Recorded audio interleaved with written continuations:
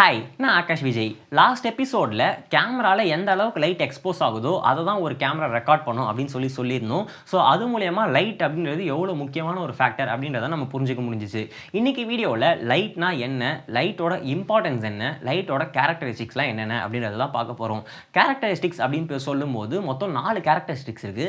அதை நம்ம கிளியராக புரிஞ்சுக்கிட்டோம் அப்படின்னா அதை வச்சு டிஃப்ரெண்ட்டாக ப்ளே பண்ணும்போது வரக்கூடிய டெக்னிக்ஸையும் கான்செப்ட்ஸையும் நம்மளால் வந்து ஈஸியாக புரிஞ்சுக்க முடியும். ஸோ இன்றைக்கி எபிசோடில் நம்ம லைட்டை பற்றி தான் வந்து டீட்டெயிலாக டிஸ்கஸ் பண்ண போகிறோம். வீடியோ இன்ட்ரெஸ்டிங்காக இருக்கும் நம்புறேன். ஸ்கிப் பண்ணாமல் ஃபுல்லாக பாருங்கள். வாங்க வீடியோக்குள்ளே போகலாம்.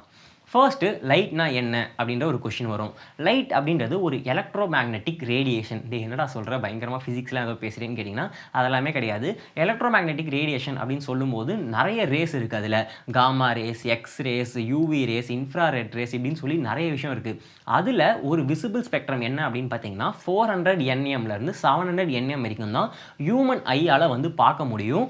400 nmக்கு கீழே பார்த்தீங்கன்னா யூவி ரேஸ், 700க்கு மேலே பார்த்தீங்கன்னா இன்ஃப்ராரெட். இதை ரெண்டுத்தையும் நம்மளால் பார்க்க முடியாது, ஆனால் ஒரு கேமராவால் வந்து கேப்சர் பண்ண முடியும். அப்படி கேமராவால் கேப்சர் பண்ணும்போது இமேஜோட குவாலிட்டி வந்து அஃபெக்ட் ஆகிறதுக்கான சான்ஸ் நிறைய இருக்குது. இமேஜோட கலர்ஸ் கூட சம்டைம்ஸ் வந்து சேஞ்ச் ஆகும். ஸோ அதுக்கு என்ன பண்ணுவாங்கன்னா யூவி ஃபில்டர்ஸ்னு, இன்ஃப்ராரெட் ஃபில்டர்ஸ்னு சொல்லி மார்க்கெட்டில் வந்து அவைலபிளாக இருக்குது. அந்த ஃபில்டர்ஸ்லாம் வாங்கி யூஸ் பண்ணுவாங்க.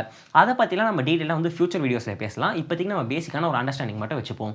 ஸோ லைட்னா வந்து ஒரு வேவ் ஃபார்மில் ட்ராவல் ஆகும், வேக்யூமில் ட்ராவல் ஆகும், ஸ்ட்ரெயிட்டாக ட்ராவல் ஆகும். இப்படின்றதெல்லாம் நம்ம சின்ன வயசுலேயே படிச்சிருப்போம். ஸோ இதுதான் வந்து லைட்டை பற்றின ஒரு பேசிக்கான ஐடியா. இப்போ லைட் வந்து ஏன் இம்பார்ட்டண்ட் அப்படின்றத பார்ப்போம்.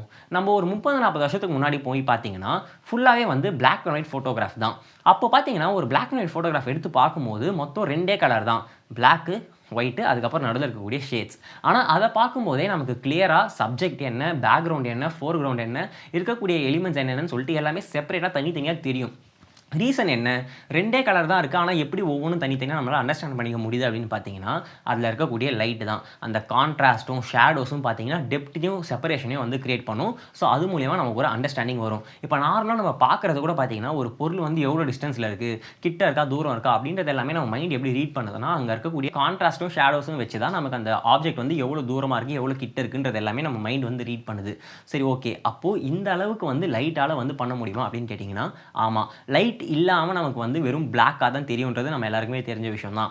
அப்போது நம்ம வேர்ல்ட்ஸ் பெஸ்ட் ஃபோட்டோகிராஃபர் கிட்ட போயிட்டு வேர்ல்ட்ஸ் பெஸ்ட் கேமராவை கொடுத்து லைட்டே இல்லாமல் ஷூட் பண்ணுங்கன்னு சொன்னால் அவராலையுமே வந்து ஒரு நல்ல அவுட்புட்டாக கொடுக்க முடியாது. ஸோ அந்த அளவுக்கு லைட்டிங் அப்படின்றது இம்பார்ட்டண்டான ஒரு விஷயம். இதெல்லாமே வந்து பேசிக்காக லைட்டோட இம்பார்ட்டன்ஸ். இப்போ ஃபிலிம் மேக்கிங்கில் லைட்டோட இம்பார்ட்டன்ஸ் என்ன அப்படின்னு பார்த்தீங்கன்னா, ஃபிலிம் மேக்கிங்கில் ஆடியன்ஸுக்கு இந்த படத்தோட மூடையும் ஜானரையும் லைட்டிங் மூலயமா நம்ம வந்து டிரான்ஸ்லேட் பண்ண முடியும். இப்போ ஒரு காமெடி படம் அப்படின்னு பார்த்தீங்கன்னா ஹை கீழ வந்து லைட் பண்ணியிருப்பாங்க. அதே ஒரு த்ரில்லர் படம் அப்படின்னு பார்த்தீங்கன்னா லோ கீழ வந்து லைட் பண்ணியிருப்பாங்க. ஸோ இப்படி இந்த லைட்டிங் பேட்டர்ன் மூலயமாவே ஆடியன்ஸ்க்கு வந்து இந்த படத்தோட மூட் என்ன, வைப் என்ன அப்படின்றத வந்து நம்மளால் டிரான்ஸ்லேட் பண்ண முடியும். அதை தாண்டி ஒரு கேரக்டர் வந்து சைக்கலாஜிக்கலாக என்ன ஒரு ஸ்டேட்டில் இருக்குது அப்படின்றத கூட நம்மளால் லைட்டிங் மூலயமாவும் கலர் பேட்டர்ன்ஸ் மூலயமாவும் நம்மளால் வந்து டிரான்ஸ்லேட் பண்ண முடியும். இதை பண்ண படங்கள்லாம் பார்த்தீங்கன்னா செல்வராகவனோட புதுப்பேட்டையாக இருக்கட்டும், இல்லை மணிரத்னமோட ஆயுத எழுத்து இருக்கட்டும், இதெல்லாமே கலர் வச்சு ப்ளே பண்ணியிருப்பாங்க. நம்மளே வந்து ஆல்ரெடி பேசியிருக்கோம் ஒரு கலருக்கு என்னென்ன மீனிங் அப்படின்ற மாதிரி நம்மளே வந்து வீடியோஸ்லாம் போட்டிருப்போம். ஸோ இப்படி இந்த கலரை வச்சும் இந்த லைட்டிங் வச்சுமே வந்து அந்த கேரக்டர் வந்து என்ன நினைக்குது அப்படின்றதையுமே வந்து ஆடியன்ஸ்கிட்ட டிரான்ஸ்லேட் பண்ண முடியும்.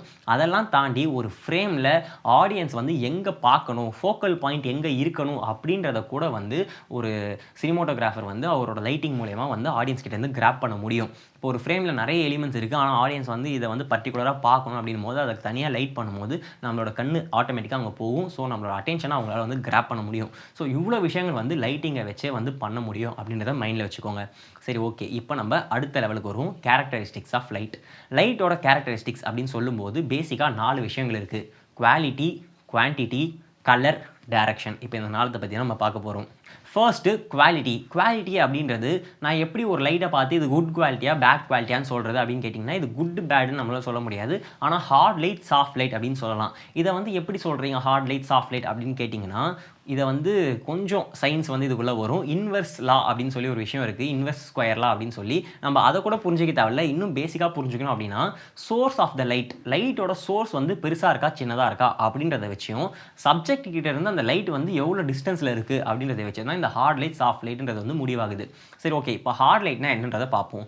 ஒரு சின்ன சோர்ஸ்லேருந்து லைட் வரும்போது பார்த்தீங்கன்னா இப்போ ஃபார் எக்ஸாம்பிள் ஒரு கேண்டிலோ, டார்ச் லைட்டோ இதெல்லாம் வச்சு நம்ம ஃபோனில் இருக்கக்கூடிய ஃப்ளாஷ் லைட்டோ இதெல்லாம் நம்ம வந்து லைட் சோர்ஸாக யூஸ் பண்ணும்போது பண்ணும்போது பார்த்தீங்கன்னா ஷேடோஸ் வந்து ரொம்ப ஷார்ப்பாக விழும். நீங்கள் பார்த்துருப்பீங்க. கேண்டிலில் நீங்கள் வந்து உங்கள் கையை பக்கத்தில் வச்சிங்கன்னா உங்களுக்கு எவ்வளோ ஷார்ப்பாக வந்து ஷேடோஸ் விழும் அப்படின்றது உங்களுக்கு தெரியும். ஸோ அந்த அளவுக்கு வந்து ஹார்ட் லைட்டில் வந்து ஷேடோஸ்லாம் வந்து ஷார்ப்பாக விழும். அதே சாஃப்ட் லைட்டில் பார்த்தீங்கன்னா அந்த லைட் சோர்ஸை வந்து பெருசு பண்ணுவாங்க. ஃபார் எக்ஸாம்பிள் சாஃப்ட் பாக்ஸ்லாம் வந்து யூஸ் பண்ணுவாங்க. சாஃப்ட் பாக்ஸ் என்ன பண்ணும் அப்படின்னு பார்த்தீங்கன்னா ஒரு சின்ன இடத்துலேருந்து வரக்கூடிய லைட் சோர்ஸை வந்து பெருசாக்கி அந்த லைட்டை ஸ்கேட்டர் பண்ணி அந்த ஷேடோஸ்லாம் வந்து ரொம்ப சாஃப்டாக வந்து விழ வைக்கும். அதுதான் வந்து சாஃப்ட் லைட்டிங் அப்படின்னு நம்ம சொல்லுவோம். இப்போ நம்ம யூஸ் பண்ணுறது கூட நீங்கள் இந்த வீடியோ பார்த்துட்டு இருக்கீங்களா, இது கூட பார்த்தீங்கன்னா சாஃப்ட் லைட் தான். என்னோட ஃபேஸில் வந்து ஷேடோஸ்லாம் வந்து ரொம்ப ஷார்ப்பாக இருக்காது. ரொம்ப மினிமலாக தான் இருக்கும். இருந்தாலுமே ரொம்ப கிராஜுவலாக தான் இருக்கும். நம்ம டியூப் லைட்லாம் பார்த்துருப்போம். டியூப் லைட்ல இருந்து வரக்கூடிய ஷேடோஸ் பார்த்தீங்கன்னா ரொம்ப ஷார்ப்பாக இருக்காது. ஆனால் அதே குண்டு பல்ப்லேருந்து வரக்கூடிய ஷேடோஸ் வந்து ரொம்ப ஷார்ப்பாக இருக்கும். ரீசன் என்னன்னா அந்த குண்டு பல்ப் அப்படின்றது வந்து ஒரு ஹார்ட் லைட். டியூப் லைட் அப்படின்றது வந்து அந்த சோர்ஸே பெருசாக இருக்கிறதால அது வந்து சாஃப்ட் லைட்டாக வந்து ரியாக்ட் பண்ணும். ஸோ இதுதான் வந்து ஹார்ட் லைட் சாஃப்ட் லைட் அப்படின்ற அந்த டிஃபரன்ஷியேஷன். இப்போ வந்து எங்கே எதை யூஸ் பண்ணணும் அப்படின்னு ஒன்று இருக்குல்ல. எப்பயுமே வந்து நம்ம ஹார்ட் லைட் யூஸ் பண்ணவே கூடாது, சாஃப்ட் லைட் தான் யூஸ் பண்ணணும் அப்படின்ற மாதிரிலாம் எதுவுமே கிடையாது.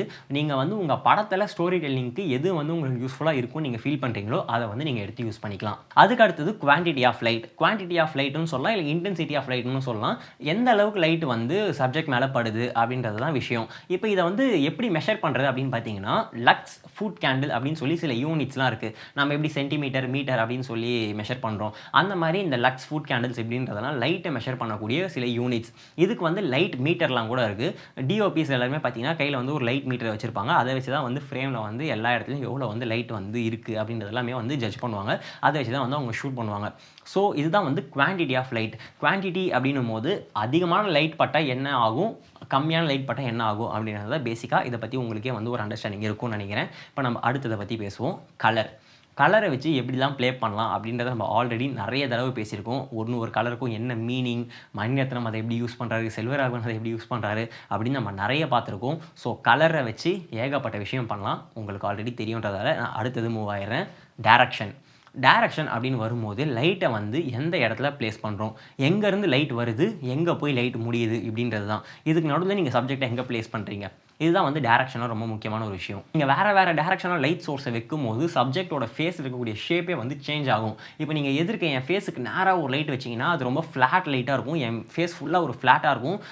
ஒரு டிஃபரன்ஸே இல்லாமல் இருக்கும், ஒரு டைனமிக்ஸே இல்லாமல் இருக்கும். அதே வந்து இப்போ நான் எப்படி லைட் பண்ணியிருக்கேன் அப்படின்னு பார்த்தீங்கன்னா, நம்மகிட்ட ஒரே ஒரு லைட் தான் இருக்கிறதால 45 டிகிரி ரைட்டில் வந்து நான் ப்ளேஸ் பண்ணியிருக்கேன். ஸோ அப்படி பண்ணும்போது என்னோட ரைட் சைடில் ஃபுல்லாக லைட் இருக்கும், லெஃப்ட்டில் வந்து கொஞ்சமாக மினிமலாக வந்து லைட் இருக்கும், பாதிக்கு இருக்காது அப்படின்ற மாதிரி இருக்கும். இது வந்து ஒரு கொஞ்சமாக வந்து ஒரு டைனமிக்ஸை வந்து ஆட் பண்ணும். அதே வந்து நான் கீழே இருந்து லைட் பண்ணுறேன்னு வைங்க, அது ஏதோ ஒரு பேய் பட எஃபெக்டில் இருக்கும். ஏன்னா நம்ம கீழே இருந்து லைட் சோர்ஸ்ன்றது நேச்சுரலாகவே கிடையாது. நம்ம அது அப்படி ஒரு பார்த்து நம்ம பழகியே இருக்க மாட்டோம். ஸோ அது ரொம்ப அன்நேச்சுரலாக இருக்கும். ஸோ பேய் படத்துக்குலாம் பார்த்தீங்கன்னா அந்த கீழே இருந்து லைட்டிங்கிறத வந்து ரொம்ப யூஸ் பண்ணிப்பாங்க. அதே மாதிரி டாப் லைட் அப்படின்னா வந்து தலைக்கு மேலே வந்து லைட் பண்ணுவாங்க. அப்படி பண்ணும்போது இந்த மதியானத்தில் இந்த சூரிய வெளிச்சத்தில் நம்ம போனோம் நீங்கள் மண்டை மேலே சுரியில் வெயில் விழும் பாருங்க, அதுதான் வந்து பேசிக்காக பார்த்தீங்கன்னா டாப் லைட். ஸோ இந்த மாதிரிலாம் வந்து நம்ம நேச்சர்கிட்ட இருந்தே வந்து ரெஃபரன்ஸ் எடுத்து நம்ம வந்து அதையே வச்சு ஒன்றா நிறைய விஷயங்கள் பண்ணலாம். ஸோ இப்படி டேரக்ஷன் மாற்றும் போதும் வந்து பார்த்திங்கன்னா நமக்கு டிரான்ஸ்லேட் ஆகக்கூடிய மீனிங் வந்து மாறும்.